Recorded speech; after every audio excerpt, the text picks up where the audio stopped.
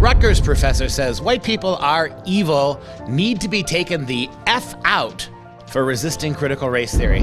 Welcome to 2021, guys, where virulent black racists spew their bile on college campuses without any consequences, and cowardly, shame-faced white school administrators grovel at their feet, begging to be allowed to keep their jobs. I'm Dr. Duke, she's Katie, and that's the truth.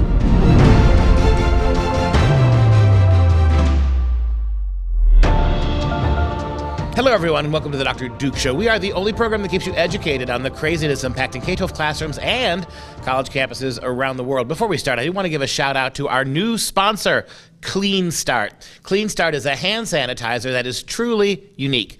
It is odor-free, it is alcohol-free, it is delivered in a foam pump, it lasts for 2 hours, and the best part is you can refill 19 bottles by ordering again and again. You can see there the kit that comes with this. Simply visit freedomproject.com/clean, that's KLEEN, to get your order. And for the entire month of November, a portion of every sale will go to support our K-12 classical school tuition assistance, helping underprivileged kids go to our academy. Okay, we start today with a professor at Rutgers University who not only defends the teaching of critical race theory, but says white people need to get the F out of the way, and they have to go away altogether, and this should surprise nobody. We've done 4 or 5 segments about Rutgers professors before. They seem to be among the most foul-mouthed, crude, and hateful professors anywhere in the country. If you've ever spent a lot of time in New Jersey, at least near Rutgers, you probably know that that's not a surprise. That you're getting this kind of venom from these elitist, oftentimes minority elitists on the East Coast. But it is what it is, and the question becomes, what are universities going to do about it? You sneeze in the wrong way when it comes to white privilege on a college campus, and you're in a lot of trouble. But basically saying we have to take the M or F'ers out by a black professor elicits only sighs from the cowardly, mostly white Rutgers administration. We have a professor named Brittany Cooper, and she's an advocate, of course, for feminism and critical race theory, and she's defending controversial teaching. And of course, as you were talking about, white people need to get out of the way and F this, F that.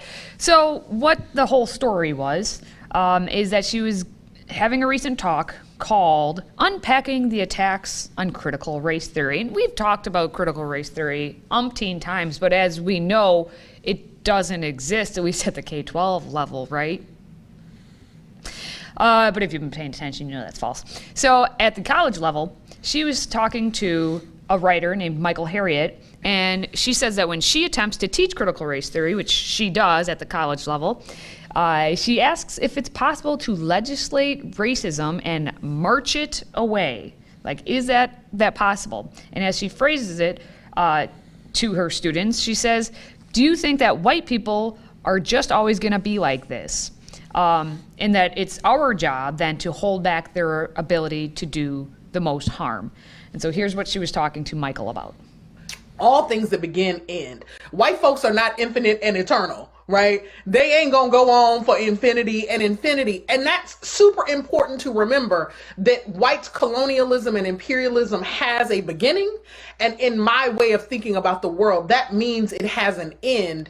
And so part of what we are trying to do is to imagine what are the steps that we must take to get to the other side of this very inconvenient, epochal interruption of Black and indigenous world making. The thing I want to say to you is we got to take these motherfuckers out. But I know, we can't say that, right? We can't say, I don't believe in a project of violence.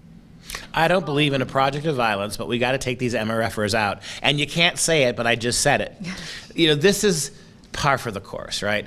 You know what else is not for all eternity?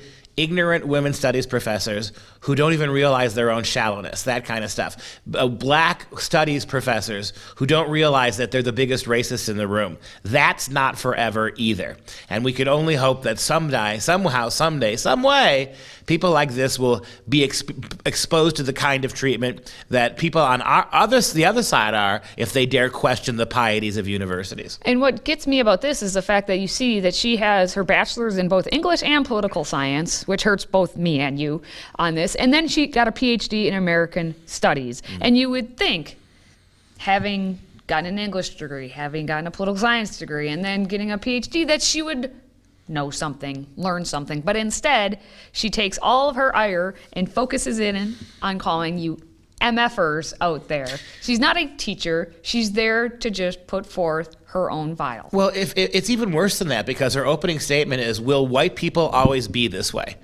I mean, my God, if you don't understand a racist generalization, a stereotype, the very things that you say you don't want to see white people doing to any other race, you do it routinely. Are white people a monolith? Are you blaming all white people for this? I mean, in what sense are white people always gonna be this way? I mean, whatever else you want to say about white people, they created the country you live in, whether you like it or not. You were being a slave, right? That's your argument. All your people were enslaved. I mean, all that hard manual labor that they went through, that built part of the idea, but the idea, the intellectual idea of America, the one that's got you free to this very day and allows you to take advantage of things like, tenure, that was created by a bunch of white men. You're fond of reminding us about that. So how do you parse that statement? Are white people always going to be the same way? If I said, are black people always going to be killing up on black people? You wouldn't like it. If I said, black people always going to turn around and black men always going to turn around and abandon their wives and children, you wouldn't like that either. But I don't say those things because I can't say those things, but I just said those things. I guess I'm just a lot like you, aren't I? Mm-hmm.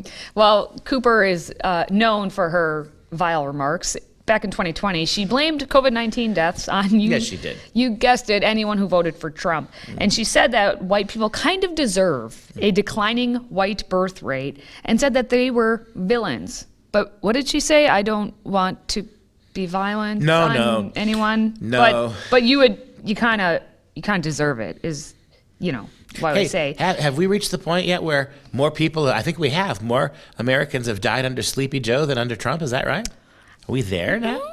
So do we wish, did you get, is Biden one of those white people too? He probably is, right? Deserves what he gets.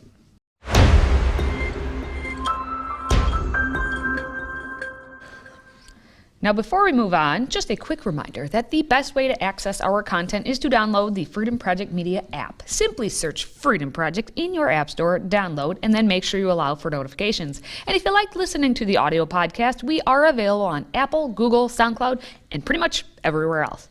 Now, we have Brittany Cooper on one end of this whole CRT battle, while on the other end... Can I make one more comment? This radical black African-American has a little white girly name. She's Brittany. Isn't that nice? Maybe we should call her Karen. Anyway. I'm Brittany B. Okay. Brittany. On the other end from Brittany is of this whole race baiting fight, I guess as you would say, is Samuel Say, who's an African male who runs the blog Slow to Right. He says that critical race theory cannot coexist with Christianity. Now, a little bit of a background for him. He is African by descent, the son of two Ghanaian Canadians. So that's interesting. Wow. He's actually a Canuck. He is an immigrant. He arrived in Canada at the age of 10, and he was raised by a single mother in an impoverished home.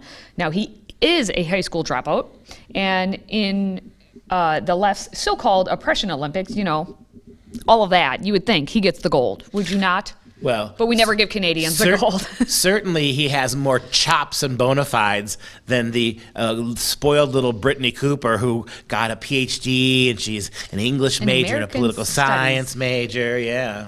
Well, anyway, he overcame all of his struggles, and he also says that to combat critical race theory, all you need is that one book. They call it the Bible, I believe. The Bible. So he said that his mother is also a Christian, and that she raised him to understand that he was a sinner in need of the grace and mercy of God. He said that I understood from an early age that Jesus died and resurrected to save repentant sinners from the wrath of God. However, I did not repent from sin, and I did not believe in Jesus Christ until God made me born again at a young adult retreat when I was 19 years old. And as he says, because he had a whole article explaining very eloquently why you need the Bible and you don't need critical race theory. You can't have it both ways on that one. He said, what is the gospel? The fact that God became a man in order to offer himself as a sacrifice to rescue all humanity from the wrath of God in hell. Being fully God and fully man, Jesus lived a perfect and righteous life. Then on a cross, he bore our sins and imputed his righteousness unto repentant sinners. Therefore, because of Jesus' death and resurrection, sinners who believe in Jesus Christ are declared righteous by God, and they will be with Jesus in perfect joy and peace forever in heaven. Now, if you want to read a lot of his articles, it goes on and on. But if you want to read his stuff, again, he runs the blog called Slow to Write. And it was a really interesting blog that he started and is using. That's a lovely little succinct overview of Christianity that he gave us as well. And because it's not really spelled out that much in detail in the story, in what way can Christianity and critical race theory not exist? I know Katie's going to give you some more information about that, but just to sort of top that off by what Mr. Say is implying and saying, it can't, because Christianity is about redemption. It's about forgiveness. It's about, for lack of a better word, colorblindness. Every human being is a soul made in the image of God. It rejects, you don't need critical race theory to get rid of racism. You need serious Christianity to do that. And let's not forget that it was Christian abolitionists who pushed against slavery very, very hard, the Civil War. Let's not forget that from the earliest founding of this country, many, many Christians were standing athwart of the idea that slavery belonged in our Constitution. And as so much of the evils and ills of modern living, Christianity is going to solve many, many of them if we took it seriously. And just like you've said before, and you kind of just said there too, Say says, what happens to those who reject everything that is the Bible? And he's talking about leftists here, where he says that leftists reject the concept of original sin, and they reject the hope of heaven. They refuse to accept that, like Adam and Eve, we all want to be like God. They refuse to accept that God has already come up with a better plan for the future than they can. So they attempt to become like gods to establish their own version of heaven on earth, a utopia through any evil means necessary. And we've talked about this many times on the show. So he says, clearly, when you take a look at what's happening now and what leftists are trying to do now, they are trying to be little g gods. They are trying to solve their own problems and live some sort of utopia where everyone's kumbaya, but only if they agree with them. And the Bible and all of those right-wingers and anyone else is just, it needs to be taken out, as Brittany Cooper would say, but not violently. Well, you're right. There is no higher power in critical race theory except the individual's narcissistic ego. That's why critical race theory is fighting racism by even greater racism, right? They are bringing back segregation. They're bringing back racial identity politics. They are stereotype. They are making bigoted generalizations of people based on their skin color. Because they have nothing higher to turn to but their own narcissistic images, they are simply replicating the racist evils of the past. Whereas with Christianity, turning yourself over to a God who is in charge of yesterday, today, and tomorrow, a God who is forgiving, a God who demands mercy of his people, you get people like Mr. Say. What a big difference between Brittany Cooper's self-serving garbage and the humility of Mr. Say and his Christian way. And I'll say for the Slow to Write blog, again, I just want to keep mentioning it, he actually created this 6 years ago as a response to what Black Lives Matter and all of them were doing. And he says specifically with the critical race theory, he says the critical race theorists label what the Bible calls good as evil, and they label what the Bible calls evil as good. Critical race theory essentially labels Christianity as racist. For instance, critical race theory rejects the biblical concept of impartiality by labeling colorblindness, as you mentioned before, as racist. Naturally, that encourages partiality or racism against white people.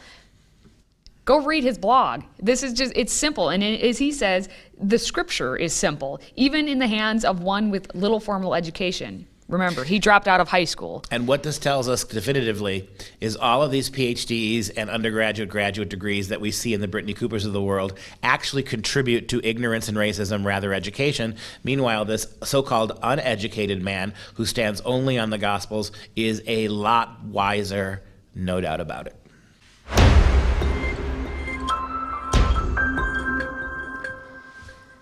Now, parents' rights in education has been under the microscope as of late, especially in places like Virginia. But we've been talking about this for months and months and months.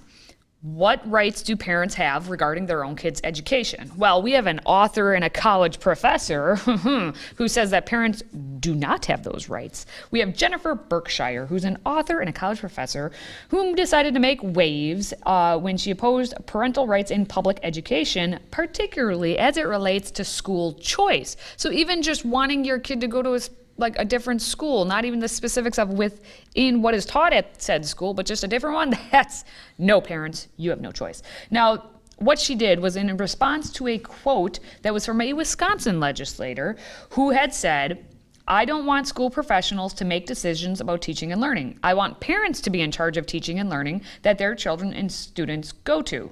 Okay, so the Wisconsin legislator is saying, parents.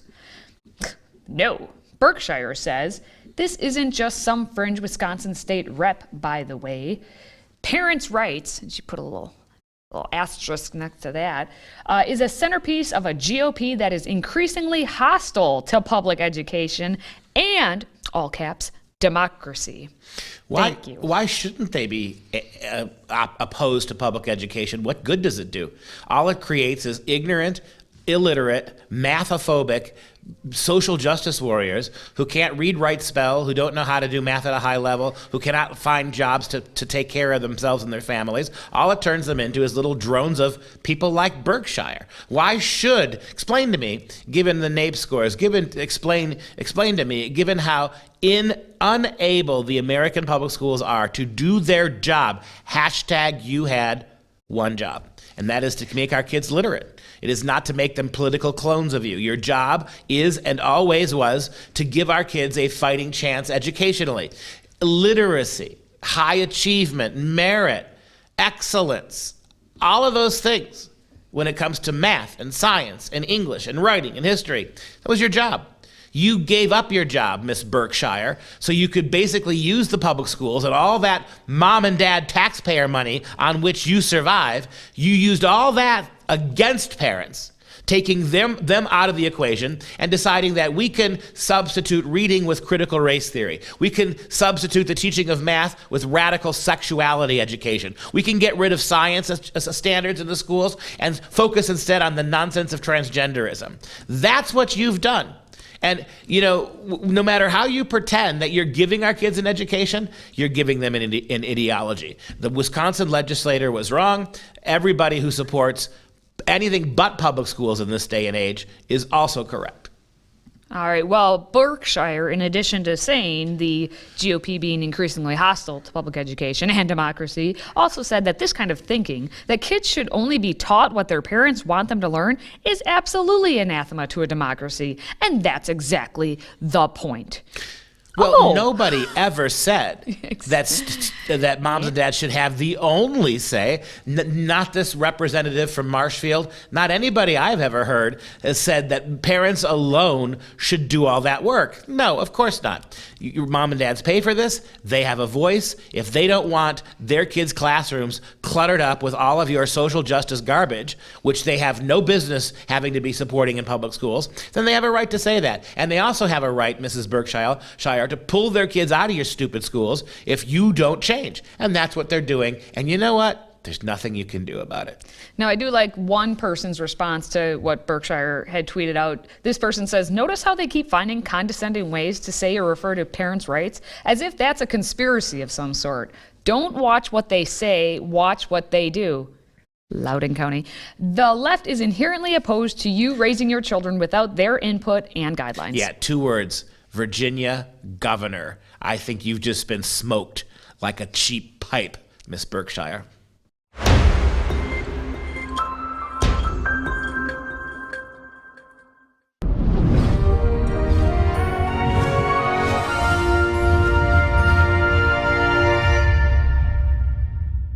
We are taking a break, as we always do at this point in the show, to give you a little real education. What might happen in your schools if teachers and professors weren't busy calling us all racist, if they weren't demanding that parents back off and have nothing to do with their kids' education? Imagine what kind of a dreamy educational situation we could have. We're just focused on beauty and truth and art and math and science. And so this week's entire topic has been the oddities of the Vatican.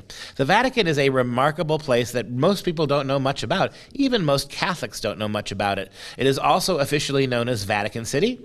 It is a landlocked independent city-state located within Rome. The Vatican became independent from Italy in 1929, and it is a distinct territory under full ownership, exclusive dominion, and sovereign authority and jurisdiction of the Holy See of Rome. It is a sovereign entity of international law, which maintains the city's temporal, diplomatic, and spiritual independence. It is an area of exactly 121 acres. That does not seem very big. And a population of only 825 souls. It is the smallest state in the world by both area and population. As governed by the Holy See, the Vatican State is an ecclesiastical monarchical state, a true theocracy in many ways, ruled by the Pope, who is the Bishop of Rome and the head of the Catholic Church. The highest state functionaries are all Catholic clergy of various national origins, international in that regard. The Holy See dates back to the early Christian period and is the principal episcopal see of the Roman Catholic Church. Take a look now again at that picture, and I would imagine when you see the picture there, it looks awfully big. Looks like much bigger than 121 acres, but it's not. And if you move to our oddity of the Vatican, so many beautiful things in the Vatican that people don't even have any idea there. Well, today's oddity is the Sala degli Animali, the Hall of Animals. In the Vatican, there are suites of rooms dedicated to carved marble and wood animals. And they interact with each other, these animals, great works of art, many of them, and they interact with each other and interact with people. The display in these two rooms, take a look at the next picture, the display in these two rooms, which together make up the Hall of the Animals, was set up under Pope Pius VI, who ruled from 1775 to 1799, with antique works of art, often much restored and sometimes completely reworked. Many artists worked on the sculptures in this display during the 1700s, and the most important of whom was Francesco Antonio Franzoni. For the displays were chosen works of art selected for the links with nature and the chase, the hunt. In this hall, it is the animals who are the protagonists, and they can be seen both in curious interactions between one another and also in relation to human heroes and gods from the ancient world. Colored marbles were used to allude to the colors of the coat or plumage or of various animals, and by contrast, to confer a particular coloristic effect on the entire work of art. So when you think about the Vatican, people don't really think or imagine these kinds of things.